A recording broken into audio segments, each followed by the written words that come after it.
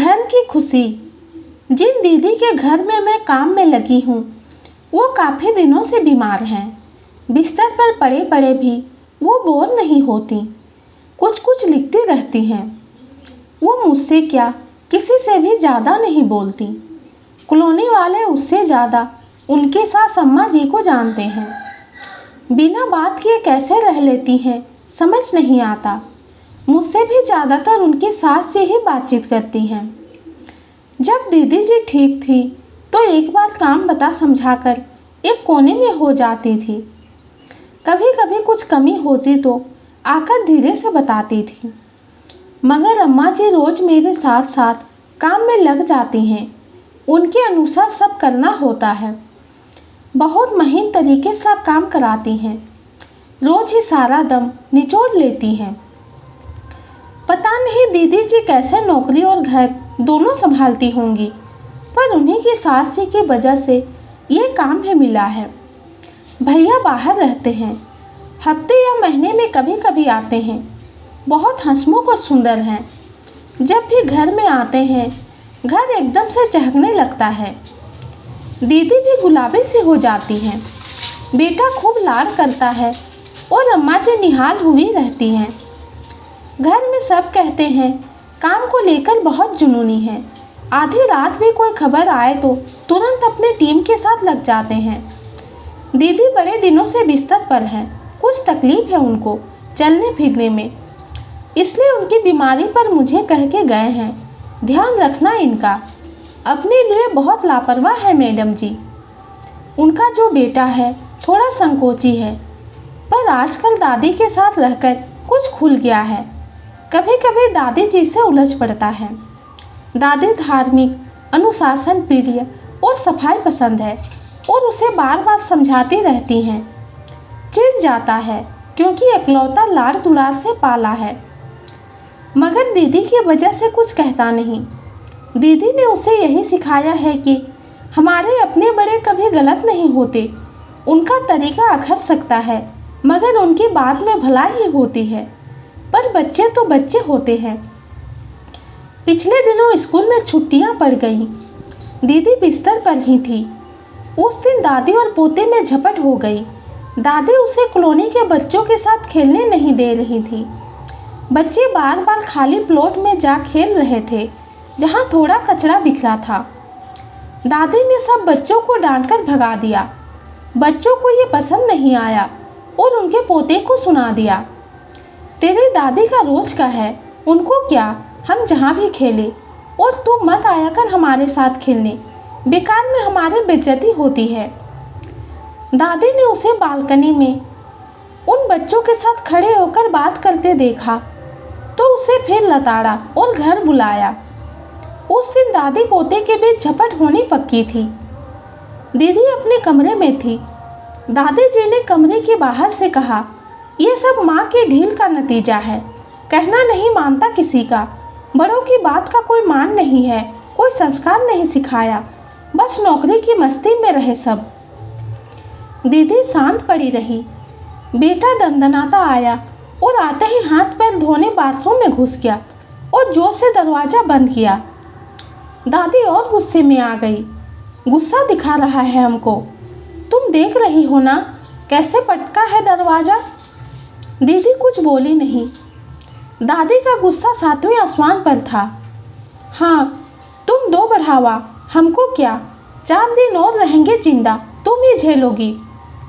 पोता बाहर निकल आया और माँ के पास जाकर बोला, माँ दादी को बोलो थोड़ा कम बोला करे, सारा दिन मेरे पीछे पड़ी रहती है। मेरे दोस्त भी अब मुझसे कटने लगे हैं। ओके, पर ऐसे दरवाज़ा पटकना बहुत गलत है। यार माँ, दीदी ने सख्ती से कहा तो दादी का पोता कसमसा गया। जाओ तुम आंटी से दूध बनवाकर पी लो पहले। नहीं आंटी से नहीं, दादी से कहता हूँ, वो मेरे मन मुताबिक बनाती है। लेकिन क्या, वो नाराज़ है। क्यों? अरे आपको कुछ नहीं पता, आप तो ऑफिस में रहते हो, दिन भर मैं झेलता हूँ उनको। पोते की आवाज़ में कड़वाहट आ गई थी। मैंने सब्जी काटते हुए बाहर से देखा। दीदी ने बेटे का हाथ थाम लिया था। उसका चेहरा रुआसा हो गया। झेलना, मैं जब टोकती हूँ तो क्या तुम मेरे लिए भी ऐसा ही सोचते हो? सॉरी माँ, पर आप तो समझाते भी हो ना। पर दादी तो नॉन स्टॉप किसी के भी सामने शुरू हो जाती है। मेरी भी तो कोई इज्जत है। तुम सुनोगे, अमल करोगे तो क्यों बोलेंगी? हाँ, आप भी उनका ही साइड लो। मैं साइड नहीं ले रही, तुम्हें रास्ता बता रही हूँ। कैसा रास्ता? पहले जाओ, दादी को सॉरी बोलो। नहीं, मैं नहीं बोलूँगा। गलती उनकी है कि मेरी? गलती किसकी है ये निकालना ज़्यादा जरूरी है या दादी? दीदी ने थोड़ा सख्त होकर कहा। फिर नरमाई से बोली, बेटा, दादा दादी किस्मत वालों को मिलते हैं। दादी हम सबसे ज़्यादा प्यार तुझसे करती है, फिक्र करती है। आप झूठ बोल रहे हो ना? नंदू, आओ दूध पी लो। अम्मा जी ने पोते के लिए दूध तैयार किया था। दीदी ने दादी के नंदू को मुस्कुराहट के साथ देखा। देखा दादी का प्यार? अच्छा ठीक है, कहता हूँ सॉरी, पर आप बोल देना, दोस्तों के सामने कुछ नहीं कहेंगी। यार, दोस्तों को समझा दो, नंदू के साथ खेलेंगे तो जो देखेगा डांटेगा। मेरी दादी ने पहले देखा तो टोका बस। ओके ओके, ठीक है। नंदू, ओ नंदू, नाराज हो? दूध नहीं पियोगे? दादी ने फिर आवाज़ लगाई। आया दादी। कुछ देर बाद दादी पोता साथ बैठकर भैया से वीडियो कॉल पर थे। दीदी अपने कमरे में बिस्तर पर थी। मैंने उनको हॉट वाटर बोतल दी। उन्होंने अपनी कमर पर रख ली। दादी और पोता अब भी दीदी की शिकायत में लगे थे। हमारी हर बात जब चुप लगा जाती है, कुछ बोलते नहीं। पापा पापा, माँ बस मुझे समझाती रहती है, दादी को कुछ नहीं कहती। कहेगी हमको तुम्हारी तरह नहीं है जो बड़ों से बहस करे। अरे मैंने कब बहस की? देखा पापा, देखा? दूसरी तरफ भैया लगातार हंसे जा रहे थे। तू भी उसी की तरह है, हर बात को हंसे में उड़ा देता है। मैं दीदी के कमर पर मालिश कर रही थी। दीदी के कमरे में सब साफ सुनाई दे रहा था। मैंने देखा, दीदी सुनकर मुस्कुरा रही थी। अच्छा बेटा, अब तुमको हॉस्टल में डाल देता हूँ। काहे हॉस्टल में डालोगे नंदू को? हमारा नंदू हमारे साथ ही रहेगा, है ना नंदू? पापा, मैं नहीं जाऊँगा। मैं दादी और माँ के साथ ठीक हूँ। सोच लो दोनों, शिकायत तुम दोनों को है एक दूसरे से। वो तो हमारा चलता रहता है ना दादी? हाँ हाँ, तुम अपने काम पर ध्यान दो। ओके। नंदू की दादी जी, आपकी वो चुप्पी मैडम कहाँ है? बात करा दो। अभी अपने काम में ध्यान दो। लोग शिकायत करेंगे कि ऑफिस में लंबा लंबा बतियाता है। रात को कमरे में पहुंचकर देर बतिया लेना। अभी क्या बात करोगे? रखो। ओके, प्रणाम, खुश रहो। मुझे ये ठीक नहीं लगा। अम्मा जी भी ना, मैंने जैसे कहा दीदी ने टोक दिया। क्या अम्मा जी, कितने दिन हुए तुझे उन्हें जानते? दीदी, हम तो जो सुन देख रहे हैं कह रहे।